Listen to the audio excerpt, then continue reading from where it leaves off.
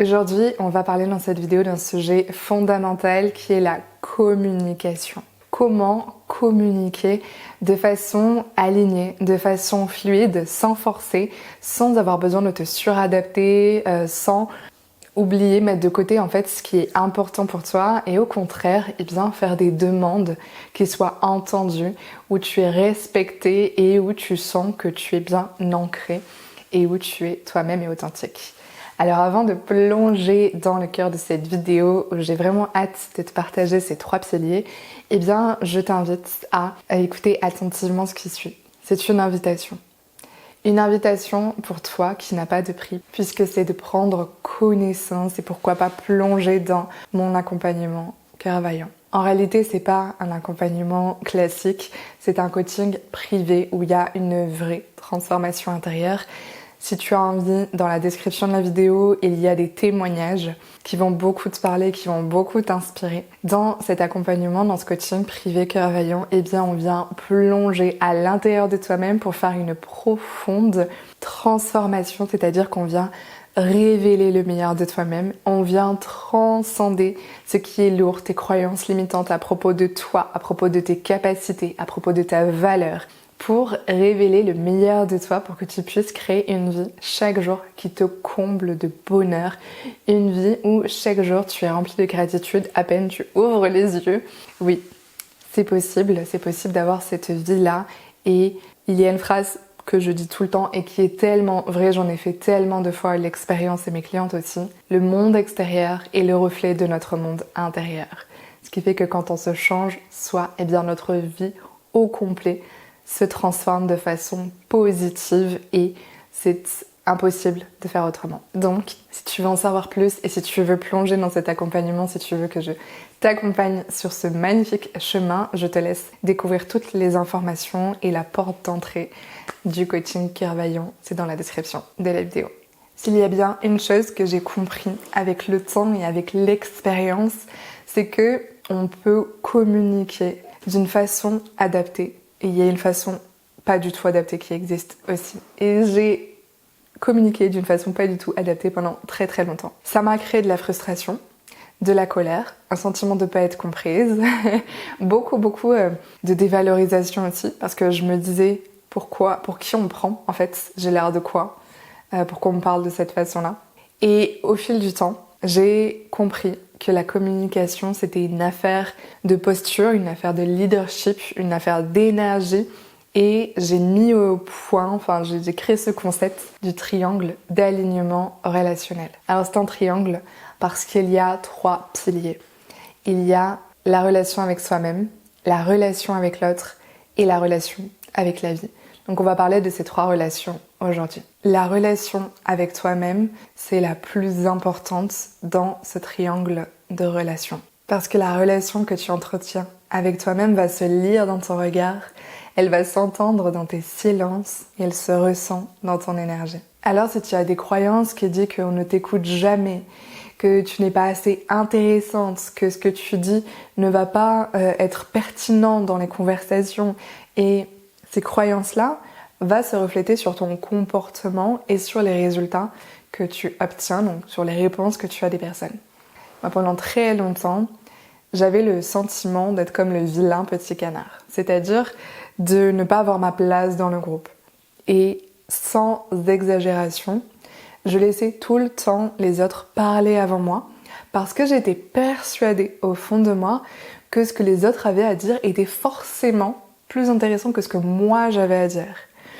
Alors que je ne m'en rendais vraiment pas compte, et j'en ai conscience maintenant, que ce que j'ai à dire est important, que mon message est important, c'est bien que j'en fais des vidéos sur internet. Ça a pris du temps pour que je change d'état d'esprit parce que sincèrement, je me mettais tout le temps à l'écart et je n'exprimais pas non plus ma vraie personnalité. Ce qui fait que même je me souviens très très bien d'une histoire au collège. Je crois que j'étais en 6e ou en 5e, donc 12 ans, 13 ans. Et en fait, j'étais dans cette dynamique-là où je laissais tout le temps les autres. Même quand j'avais les réponses en cours, je ne levais jamais la main jusqu'à ce que je m'oblige un petit peu et je me booste un peu. Mais les autres ne me connaissaient pas vraiment et il y avait un camarade de classe qui faisait son anniversaire. Il avait invité plusieurs personnes, dont ma meilleure amie. Ma meilleure amie lui dit pourquoi tu l'invites pas, pourquoi t'invites pas Jennifer? Et elle dit je sais pas, elle est un peu coincée quoi. Et pour un anniversaire, on n'a pas envie d'inviter quelqu'un qui est coincé. Elle lui dit mais pas du tout, elle est trop cool parce qu'avec elle, j'osais être moi-même vu qu'on était juste toutes les deux, elle me connaissait bien. Donc il m'a invitée et on a passé une très bonne soirée. Et finalement, le lendemain, donc je lui dis merci pour l'anniversaire, c'était chouette. Et il me dit mais en fait t'es cool. Et il me dit mais c'est bien, on a bien rigolé et tout ça. Parce que en fait, je m'étais autorisée à être moi-même dans ce cadre-là. Et ça, c'est venu aussi renforcer la croyance que je pouvais être moi-même et que c'était chouette d'être moi-même, que j'étais pas trop lourde, que j'étais pas trop timide, que j'étais pas... voilà, toutes les croyances qu'on peut avoir entre je suis trop ceci, je suis pas assez cool, je suis pas assez ceci, je suis pas assez cela. Donc toutes les croyances qu'on va avoir à propos de nous-mêmes vont se refléter obligatoirement dans nos relations, que ce soit amicales, professionnelles, amoureuses et même familiales. Donc ça, c'est essentiel, c'est le socle.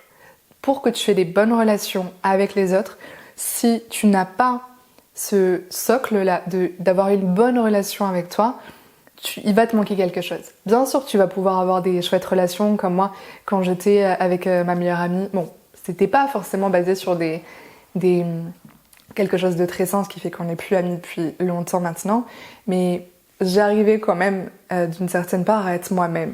J'arrivais à avoir, par exemple avec ma mère, j'ai toujours été très complice, c'est vraiment moi-même, c'était ma mère. Mais dans le fond, j'ai été beaucoup limitée. Je me suis limitée en réalité par les croyances que j'avais intégrées. Donc quand tu viens développer une relation de confiance avec toi-même, de bonne estime, une relation d'amour avec toi-même, ça vient changer profondément toutes tes relations. Et j'ai limite envie de te dire ça pourrait suffire. Mais j'ai envie qu'on aille plus loin. Et donc la deuxième relation que tu peux développer dans ce triangle de relations harmonieuses, eh bien c'est la relation avec l'autre. Dans la relation avec l'autre, j'entends que penses-tu de l'autre? Que penses-tu? Quelles sont tes croyances à propos de l'autre? Si tu penses que la personne en face de toi, c'est une personne qui est têtue, tu vas forcément t'attendre à ce qu'elle dise non. Si tu penses que c'est une personne méchante, quand tu vas vouloir lui parler, tu vas être un peu sur tes gardes, ou une personne contrôlante, tu vas être aussi sur tes gardes.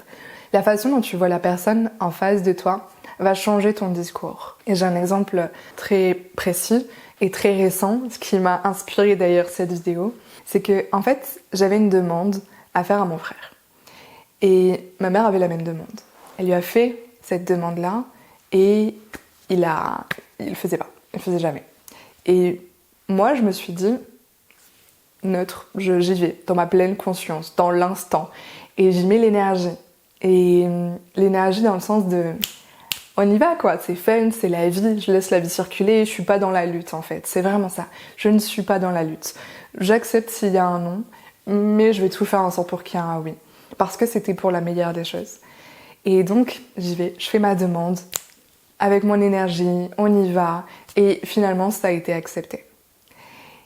Et c'est ça, je me suis dit, c'est fou à quel point les croyances qu'on a à propos de nous, de je suis écoutée ou je ne suis pas écoutée, à propos de l'autre, il m'écoute ou il ne m'écoute pas, ou il dit toujours oui, il dit toujours non, etc. Eh bien, ça va changer notre façon de demander, ça va changer notre énergie quand on le demande, et ça va changer aussi, dans notre énergie, j'entends aussi notre posture et notre leadership. Ça, c'est vraiment très précieux. Et j'ai fait une autre demande qui n'a pas été acceptée. Et c'est complètement ok. Parce que là, je voulais mettre aussi l'accent sur le refus. Comment est-ce qu'on gère le refus? Est-ce qu'on prend le refus comme un refus qu'on vient empiler sur une autre pile et qu'on se dit il n'y a que des refus, des refus, des refus? Ou est-ce qu'on se dit là, la personne a exprimé son besoin parce que je me suis pris un refus, entre guillemets, avec une justification.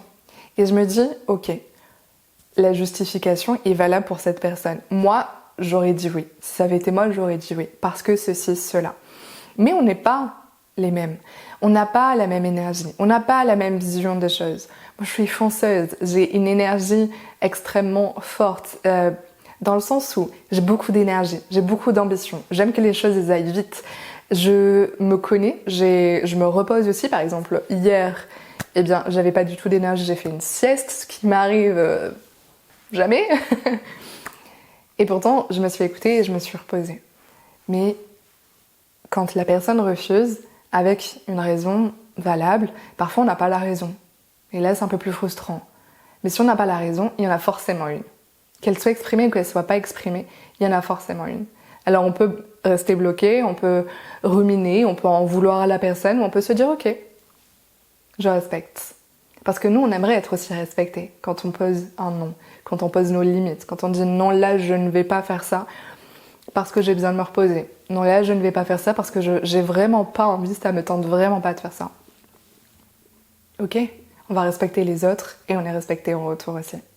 Même si ça vient nous titiller, même si ça vient un peu nous déclencher émotionnellement, on apprend à travers ça aussi à accepter et à accueillir les refus de l'extérieur. Parce qu'on a aussi envie qu'en effet miroir, eh bien, nos limites soient aussi respectées. Donc on va se respecter et on respecte les autres. Et alors le troisième pilier de ce triangle de relations, c'est la relation avec la vie. Notre foi. Notre foi que quoi qu'il arrive, c'est la meilleure chose pour nous qu'il advienne. Si on se prend un refus, si on se prend un oui, si la relation est bancale, si la relation est extraordinaire, si finalement les pompes sont coupées, etc., c'est toujours la meilleure chose. Et aussi, quand quelqu'un nous dit non, c'est juste que ça ne doit pas se passer de cette façon-là. Parfois, ça peut être un test, on peut voir est-ce que si on insiste un peu, finalement la personne elle dit oui, ou si c'est simplement un non. Parce que parfois on a besoin aussi de se montrer un peu plus persévérant, un peu plus convaincant, mais parfois c'est juste non. Et dans tous les cas, j'ai une croyance très forte que tout ce qui arrive est pour mon plus grand bien. Et dans mes relations, c'est aussi pour mon plus grand bien. Même si, par exemple, si au travail, il se passe quelque chose de négatif, par exemple, ton boss te demande de faire des choses que tu n'as pas envie, tu vas exprimer ton besoin, tu vas dire, etc. Mais s'il insiste, etc., et que tu vois que la relation se dégrade et que la communication n'est pas possible, que ça devient vraiment, tu te confrontes à un mur, eh bien ça peut être une invitation. Une invitation à renforcer ton leadership, une invitation à changer d'équipe, une invitation à changer de travail, une invitation à développer cette confiance en toi aussi. Tu vois, il y a toujours une invitation derrière, il y a toujours un cadeau mal emballé, et qu'on découvre soit tout de suite, soit un petit peu plus tard.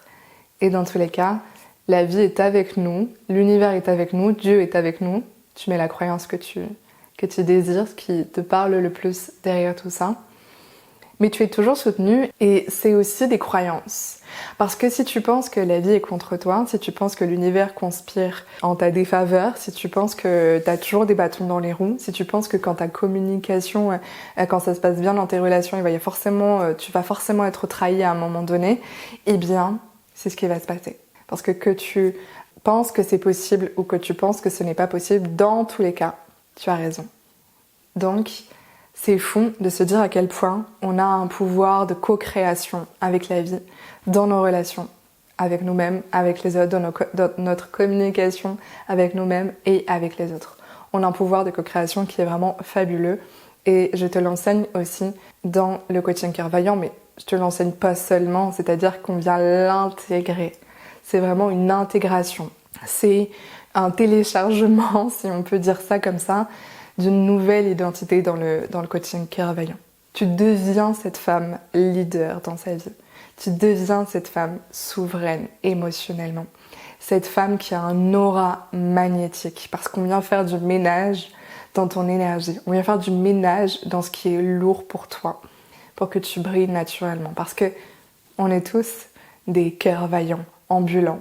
Sauf qu'on vient se rajouter des couches de croyances, des couches de doutes, et ça vient nous limiter, ça vient faire en sorte qu'on est moins brillante, qu'on a moins confiance, qu'on a une aura plus petite. Alors que quand tu viens reconnecter profondément avec toi-même et faire ce travail intérieur, divin et magnifique, et bien là, tu enlèves les couches et tu te permets de rayonner beaucoup plus naturellement, avec beaucoup plus de fluidité. Et la vie, forcément, par la loi de l'attraction, par l'effet miroir, te renvoie cela aussi. Si tu as envie de t'engager pour toi-même, tu sais très bien où se trouve le lien dans la description de la vidéo. Je t'attends de l'autre côté et dis-moi dans les commentaires lequel de ces 3 piliers tu as envie le plus de développer. Je serais très contente de te lire. N'hésite pas aussi à me dire ce que tu as pensé de la vidéo, si tu l'as appréciée.